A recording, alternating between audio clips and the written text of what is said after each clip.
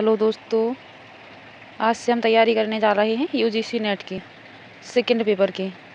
UGC net के 2 paper होते हैं। एक फर्स्ट पेपर होता है जो सभी के लिए कॉमन होता है और सेकंड पेपर होता है सिलेबस वाइज अपने सब्जेक्ट के हिसाब से, जिसमें से हम हिंदी विषय की तैयारी करने जा रहे हैं। उसकी संपूर्ण तैयारी इस चैनल पर मिलेगी।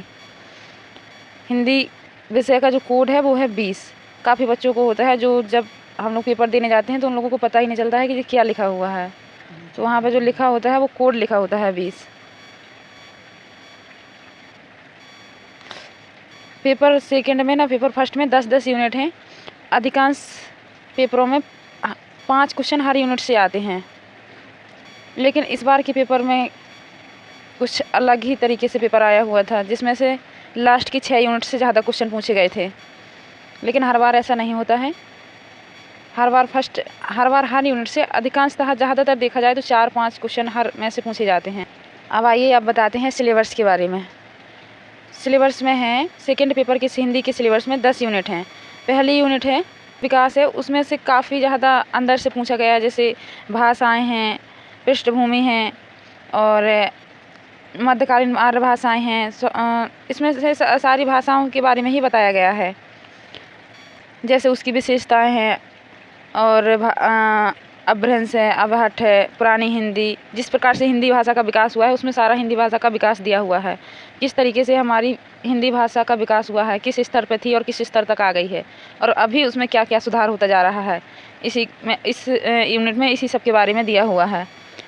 सेकेंड यूनिट है हिंदी साहित्य का इतिहास। हिंदी साहित्य का इतिहास का मतलब है जो ऐतिहासिक पृष्ठभूमि होती है उसके बारे में पूरा डिटेल दिया गया है, जैसे कि हिंदी साहित्य इतिहास दर्शन।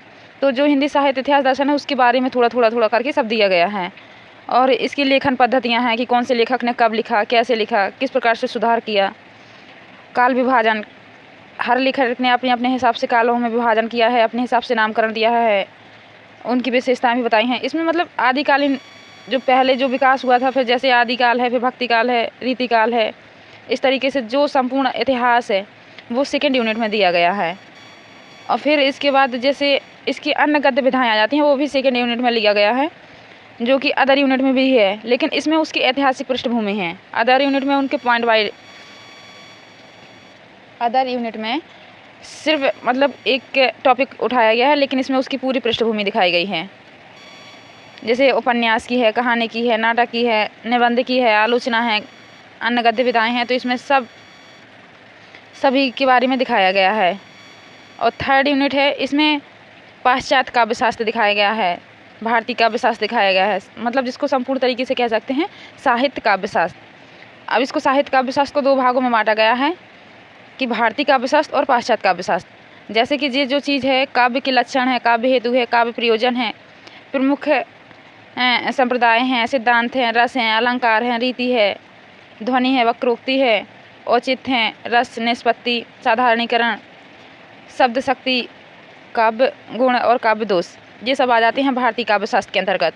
और जो यहाँ से आ जाते हैं प्लेटो के काव्य सिद्धांत, अरस्तु अनुकरण सिद्धांत, राष्ट्रीय विवेचन सिद्धांत, वर्ड्सवर्थ का काव्य भाषा सिद्धांत, कॉलरिज का कल्पना और फैंटेसी, T.S. एलियट का, ये सिद्धांत जो होते हैं, ये सिद्धांत जो हैं ये पाश्चात्य काव्यशास्त्र के अंतर्गत आ जाते हैं। ये लेखक सारे पाश्चात्य काव्यशास्त्र के अंतर्गत हैं। इकाई आ जाती है चौथी में वैचारिक पृष्ठभूमि। वैचारिक पृष्ठभूमि का मतलब ये है कि क्या मुख्य हुआ है, मतलब जैसे आंदोलन टाइप में होते हैं या कुछ सुधार हुआ है तो क्या क्या हुआ है, किस तरीके से हुआ है, तो उसमें जो चौथी यूनिट में दिखाया गया है। जैसे भारतीय नवजागरण, तो पहले हमारे भारत में कुछ अलग सभ्यताएं थी, अलग तरीके से था, लेकिन जब हमारे भारत में अंग्रेज़ों के बाद जब सुधार हुआ था तो उसको भारतीय नवजागरण मतलब नया भारत की तरीके से देखा गया है। स्वाधीनता, हम लोग किस तरीके से स्वाधीन हुए हैं, इस पर विचार किया गया है, इसके बारे में दिया हुआ है। फिर हिंदी नवजागरण, मतलब हिंदी में किस तरीके से सुधार हुआ, खड़ी बोली आई, उसमें कैसे आंदोलन हुआ, और फोर्ट विलियम कॉलेज उसी टाइम पे जो खोले गए हैं। तो जो नए विकास हुए हैं, नए कारनामे हुए हैं, वो वैचारिक पृष्ठभूमि के अंतर्गत रखे गए हैं। भारतेंदु और हिंदी नवजागरण, सबसे पहले हमारे विकास में, हिंदी के विकास में भारतेंदु जी ने सबसे ज़्यादा योगदान दिया, तो इनके नाम पर ही हर चीज़ का नाम रख दिया गया है। और महावीर प्रसाद द्विवेदी ने भी बहुत ज़्यादा योगदान दिया था, तो इनके नाम पर भी एक युग बना दिया गया है। उनको भी हिंदी नवजागरण कहा जाता है। हाँ, गांधीवादी दर्शन, उस टाइम पे गांधीवादी दर्शन चल रहे थे, उसको भी इसमें रखा गया है। अम्बेडकर दर्शन, लोहिया दर्शन, और मार्क्सवाद, मनोविश्लेषणवाद, अस्तित्ववाद, उत्तर आधुनिकतावाद, आस्मिकता मूलक विमर्श, और इसमें विमर्श बहुत सारे हैं, सभी विमर्श आ जाते हैं, जैसे कि दलित है, स्त्री विमर्श है, आदिवासी विमर्श है, अल्पसंख्यक विमर्श है। तो ये विमर्श के बारे में भी बताया गया है कि दलितों को किस तरीके से पीड़ित किया जाता है, स्त्रियों को किस तरीके से, इनके जो विमर्श हैं, जो दलित विमर्श हैं, तो ये लोग अलग अलग तरीके से रहते थे और इन लोगों को पीड़ित किया जाता था। तो जब भारत में सुधार हुआ तो इन लोगों के अंतर्गत काफ़ी सुधार की प्रवृत्ति दी है और काफ़ी सुधारने का प्रयास किया गया है और हम लोगों के साथ में। लेकिन आदिवासी जो हैं तो वो लोग अभी भी हम लोगों के साथ नहीं रहते हैं। वो लोग अभी उनको मतलब काफ़ी बार कहा भी गया है सरकार के द्वारा से, लेकिन आज भी वो लोग अपने अलग हट के ही अपना निवास बनाए हुए हैं, अलग हट के ही मतलब उनका शोषण होता है। तो इसमें सब जी दलित विमर्श, स्त्री विमर्श, इसमें शोषण को दिखाया गया है, किस तरीके से शोषण किया गया है। इकाई 5 है हिंदी कविता। हिंदी कविता में अब जैसे यहाँ इतिहास में दिखाया गया था कि सबका इतिहास, अब यहाँ इकाई 5 से आ गया है सबकी कहानी, सबकी रचना बाई रचना, लेखक और रचना।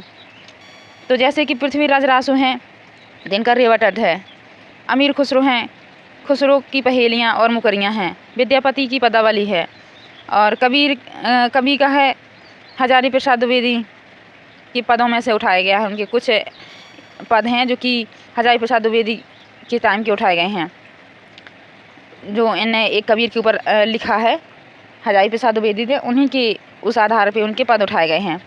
जायसी ग्रंथावली आचार्य रामचंद्र शुक्ल के द्वारा, नागमती का वियोगखंड, सूरदास भ्रमरगीत सार, सूरदास जी का भ्रमरगीत सार उठाया गया है जो कि आचार्य रामचंद्र शुक्ल के पदों को ज़्यादातर लिया गया है। तुलसीदास का रामचरितमानस का उत्तरखंड, बिहारी सतसई में दोहा जगन्नाथ दास रत्नाकर की पुस्तक के ज़्यादातर दोहा उठाए गए हैं, और घनानंद की कविता, मीरा, अयोध्या सिंह उपाध्याय हरिओस का प्रिय प्रवास लिया गया है। मैथिली शरण गुप्त का भारत भारती और साकेत का नाम सर्ग लिया गया है। मैथिली शरण जो गुप्त हैं वो राष्ट्र कवि भी कहे जाते हैं। जयशंकर प्रसाद की आंसू और कामायनी में 15 सर्ग हैं, जिसमें से 3 सर्गों को लिया गया है, श्रद्धा, लज्जा और ईड़ा को। निराला की है जूही की कली, जागो फिर एक बार, सरोज स्मृति, राम की शक्ति पूजा, कुरमुत्ता, बांधो ना नाव इस गांठ बांधूं। स्मिता मंदन पंत्र का है परिवर्तन, प्रथम रश्मि, महादेवी वर्मा की काफ़ी कहानियाँ ली गई हैं। रामधारी सिंह दिनकर की भी उर्वशी लिया गया है, जिसका 3रा अंक लिया गया है। रश्मि रथी ली गई है। नागार्जुन की काफ़ी कहानियाँ ली गई हैं। सच्चिदानंद हीरानंद बादशरण आगे, जिनको आगे के नाम से जाना जाता है, इनकी काफ़ी कहानियाँ ली गई हैं।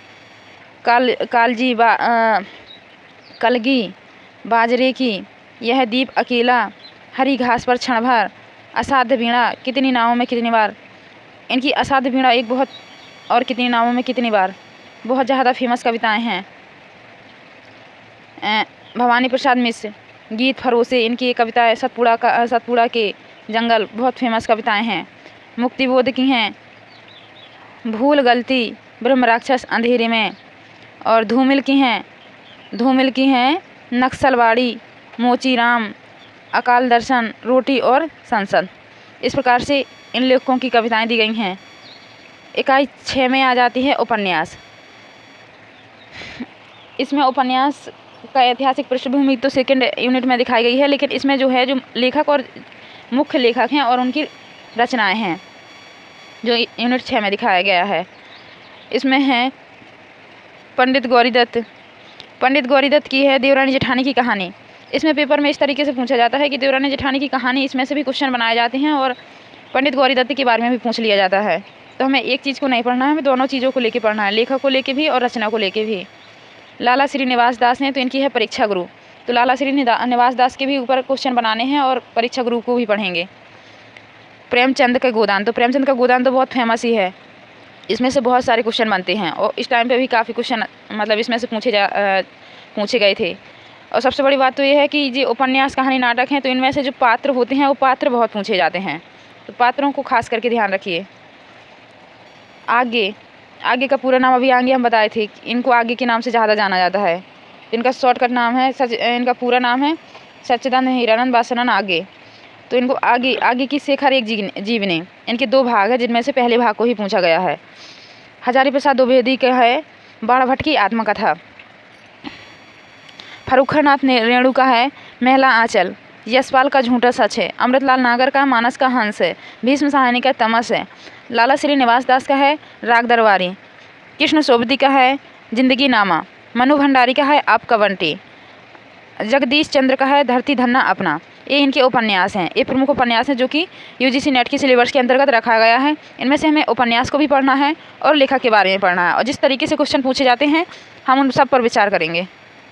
इकाई 7 है हिंदी कहानी राजेंद्र वाला घोष, जिसको हम बंगल महिला के नाम से भी जानते हैं। इनकी 2 कहानियाँ पूछी गई हैं, चंद्रदेव से मेरी बातें और दुलाई वाली। माधवराव सोप्रे की है एक टोकरी भर मिट्टी। इसमें एक बूढ़ी औरत की कहानी है जो कि एक टोकरी भर मिट्टी लेने के लिए राजा साहब के यहाँ जाती है, जिसने उनकी झोपड़ी छीन ली थी। तो इस प्रकार से छोटी सी कहानी है लेकिन बहुत ही इंटरेस्टिंग है। सुभद्रा कुमारी चौहान की है राही। प्रेमचंद की है ईदगाह और दुनिया का अनमोल रतन। इनकी दोनों ही कहानियाँ बहुत ही फेमस हैं और बहुत ही अच्छी हैं। राजा राधिका रमण प्रसाद सिंह कानों में कंगना। चंद्रधर शर्मा गुलेरी के है उसने कहा था। इनकी ये कहानी बहुत ही फेमस है और बहुत ही अच्छी है। इन्होंने ज़्यादा कहानियाँ नहीं लिखी, लेकिन फिर भी इन्होंने कम कहानियों के लिखने के बाद भी इनका कंटेंट अच्छा होने की वजह से ये बहुत ज़्यादा फेमस भी हैं। जयशंकर प्रकाश की है आकाशदीप। जैनेन्द्र कुमार का है अपना अपना भाग। भरीसुण नाथ रेणु का है तीसरी कसम लालपान की बेगम। और आगे का है गैगरीन को रोज के नाम से भी जाना जाता है। शेखर जोशी का घटवार। भीष्म साहनी अमृतसर आ गया और चीफ की दावत, ये भीष्म साहनी की हैं। कृष्ण सोबती है सिक्का बदल गया। हरिशंकर परसाई की है इंस्पेक्टर माता दिन चांद पर। ज्ञान रंजन है पिता। कमलेश्वर का है राजा निर्वंशिया। इसमें मतलब जो कमलेश्वर हैं वो लेखक हैं और राजा निर्वंशिया है वो रचना है। और निर्मल वर्मा की है परिंदे। एक कहानियाँ हैं, हमें लेखक के बारे में भी हम आपको सब कुछ बताएंगे और आपको कहानी के बारे में भी पूरा डिटेल बताएंगे। जितनी भी कहानियाँ पूरा डिटेल से उसको पढ़ाएंगे, पूरी डिटेल से जिस प्रकार से क्वेश्चन आते हैं आपको पूरा कंटेंट इकट्ठा कर देंगे, एक साथ ही दे देंगे, एक जगह ही दे देंगे। अब आते हैं यूनिट 8 पे। यूनिट 8 है हमारा नाटक में लेखक दिए गए हैं और उनके नाटक दिए गए हैं जो यूजीसी नेट के अंतर्गत रखा गया है वो नाटक हैं। भारतेंदु हरिश्चंद्र का नाटक है अंधेर नगरी तो आपने सुना ही होगा, पढ़ा ही होगा। भारत दुर्दशा दूसरा नाटक है इनका भारत दुर्दशा। जयशंकर प्रसाद के हैं चंद्रगुप्त, स्कंदगुप्त और ध्रुवस्वामी। इनके नाटक बहुत ही फेमस हैं और ऐतिहासिक पृष्ठभूमि को लेकर के हैं। इन्होंने नाटक में ऐतिहासिक पृष्ठभूमि ली है लेकिन दर्शाया गया है वर्तमान वाला। धर्मवीर भारती का अंधा युग है। ये भी एक ऐतिहासिक नाटक है जो कि महाभारत के अंधा युग महाभारत की कहानी से लिया गया है। और लक्ष्मी नारायण लाल का है सिंदूर की होली जो कि एक तात्कालीन घटना के अनुसार है। मोहन राकेश के हैं आधे अधूरे। आषाढ़ का एक दिन जो नाटक है वो ऐतिहासिक पृष्ठभूमि पर है। हबीब तनवीर का है आगरा बाजार। सर्वेश्वर दयाल सक्सेना का बकरी नाटक है जो कि तात्कालीन घटनाओं के अनुसार ही मतलब नाटक रखे गए हैं कि हमारे देश में इस तरीके से शोषण हो रहा है, इसको किस तरीके से सुधार किया जाए, तो वो सब दर्शाया गया है। शंकर शेष का है एक और द्रोणाचार। ये भी एक ऐतिहासिक नाटक है लेकिन इसमें तात्कालीन परिस्थितियाँ दिखाई गई हैं। और उपेंद्र नाथ अय्यर का है अंजो दीदी। मुन्नी भंडारी का है महाभोज। ये मुन्नी भंडारी का जो नाटक है महाभोज, ये नाटक भी है और उपन्यास भी है। ये एक ऐसी कहानी है जिसको दोनों में रखा गया है, उपन्यास में भी रखा गया है और नाटक में भी रखा गया है। इकाई 9 में है हमारा निबंध। जिस तरीके से उपन्यास से कहानी है, कविताएं हैं कि लेखक और उनकी रचनाओं के बारे में बताया गया है, उसी प्रकार से निबंध के बारे में भी है, निबंध में भी है कि लेखक दिए गए हैं, उनकी निबंध दिए गए हैं। तो हमें एक चीज़ को नहीं पढ़ना है, हमें दोनों को पढ़ना है, लेखक को भी पढ़ना है और निबंध को, मतलब उनकी रचनाओं को भी पढ़ना है। ठीक है, इनका जो ऐतिहासिक पृष्ठभूमि था वो सेकेंड यूनिट में सब कुछ दे दिया गया है। हर यूनिट का छः की 6 यूनिट का ऐतिहासिक पृष्ठभूमि आपको दर्शाई गई है सेकेंड यूनिट में। तो वहाँ से पढ़ के और इसके बाद जो आगे का मटेरियल है वो इन यूनिटों में दिया गया है। तो हमें जो पढ़ना है, भारतेंदु नाटककार है हमारे भारतेंदु हरिश्चंद्र। भारतेंदु के नाम से मतलब भारतेंदु हरिश्चंद्र को भारतेंदु के नाम से भी बुलाया जाता है। तो भारतेंदु का है दिल्ली दरवाजे दर्पण, इनका एक निबंध है। भारत उन्नति कैसे हो सकती है, इनका ये दूसरा निबंध है जो कि यूजीसी नेट में रखा गया है। प्रताप नारायण मिश्र का है शिव मूर्ति, और बालकृष्ण भट्ट का है प्रताप नारायण मिश्र का है शिव मूर्ति, और बालकृष्ण भट्ट का है शंभू के चिट्ठे। रामचंद्र शुक्ल का है कविता क्या है। हजारी प्रसाद द्विवेदी का है नाखून क्यों बढ़ते हैं। विद्यानिवास मिश्र का है मेरे राम का मुकुट भीग रहा है। अध्यापक पूर्ण सिंह, इनको हम सरदार पूर्ण सिंह भी कहते हैं, इनका है मजदूरी और प्रेम। कुबेर नाथ राय का है उत्तरी फाल्गुन के आसपास। विवेकी राय का है उठ जाग मुसाफिर, और नामवर सिंह का है संस्कृति और सौंदर्य। इस प्रकार से हमें इनकी निबंधों के बारे में भी जानना है और लेखक के बारे में जानना है। निबंध में पात्र उतनी ज़्यादा नहीं होते हैं, लेकिन फिर भी हम हर चीज़ को, हर पॉइंट को लेके चलेंगे। पात्र उपन्यास और कहानियों में ज़्यादा, नाटक में ज़्यादा होते हैं। इनमें किसी में उतना ज़्यादा नहीं दिखाया जाता है, किसी में कम दिखाया जाता है, लेकिन हम हर चीज़ को लेके चलेंगे। इकाई 10 है हमारी, जिनमें अन्य गद्य विधाएँ हैं, मतलब जो गद्य विधाएँ रह गई हैं वो सब इसमें रख दी गई हैं। जैसे आत्मकथा है, जीवनी है, और एकांकी है, और तुम्हारी यात्रावृत्त साहित्य है, सभी इसमें रख दिया गया है। क्योंकि इनने 2 तो नाम ले दिए हैं, आत्मकथा और जीवनी, और लिख दिया है अन्य गद्य विधाएँ। तो जितनी अन्य गद्य विधाएँ रह गई हैं वो उनकी सभी रचनाएं इस यूनिट के अंतर्गत रखा गया है। जैसे कि राम वृक्ष बैनीपुरी का है माटी की मूर्तें। राम वृक्ष बैनीपुरी जी की हैं माटी की मूर्तें। महादेव वर्मा का है ठकुरी बाबा। तुलसी राम का है मुरधैया। शिवरानी देवी का है प्रेमचंद घर में। शिवरानी देवी जो हैं वो प्रेमचंद जी की पत्नी हैं। मन्नू भंडारी का है एक कहानी यह भी। विष्णु प्रभाकर का है आवारा मसीहा।